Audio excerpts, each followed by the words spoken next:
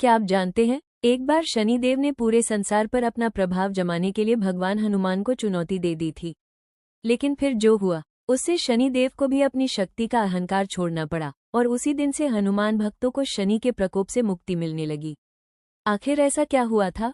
पूरी कथा जानने के लिए वीडियो अंत तक जरूर देखें। कथा की शुरुआत बहुत समय पहले की बात है। त्रेता युग में जब भगवान श्रीराम का राज्य अयोध्या में स्थापित हो चुका था, तब पूरी पृथ्वी पर शांति और धर्म का राज था।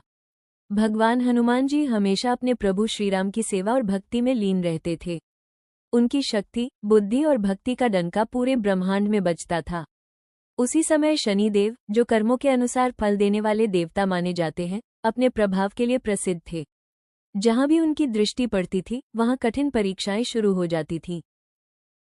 इस पर मेरा प्रभाव न पड़े, उन्होंने देवताओं, मनुष्यों और राजाओं तक को अपने प्रभाव से कष्ट में डाल दिया था।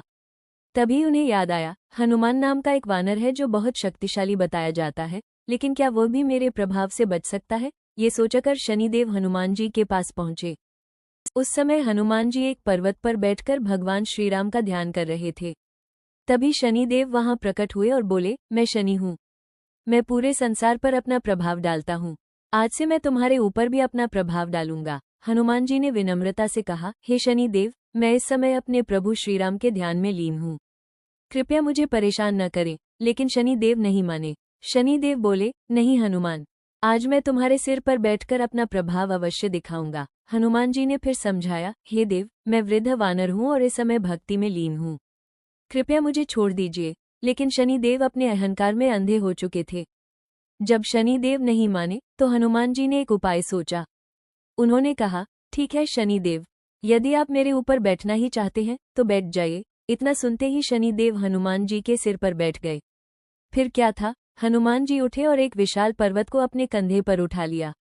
उस पर्वत का भारी वजन शनिदेव पर पड़ने लगा। शनिदेव दर्द से चिल्लाने लगे, हनुमान जी, मुझे नीचे उतार दीजिए। मैं आपके भक्तों को कभी परेशान नहीं करूंगा।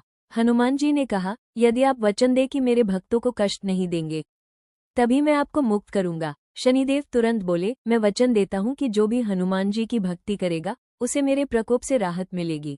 तब से माना जाता है कि हनुमान जी की पूजा करने से शनिदेव का बुरा प्रभाव कम हो जाता है। इसीलिए शनिवार के दिन लोग हनुमान जी की पूजा करते हैं और हनुमान चालीसा का पाठ करते हैं। इसलिए कहा जाता है, जिस पर हनुमान जी की कृपा होती है, उस पर शनिदेव भी दया करते हैं। जय श्री राम। जय हनुमान। अगर मेरे वीडियो आपको अच्छे लगते हैं तो लाइक करें, शेयर करें और सब्सक्राइब करें।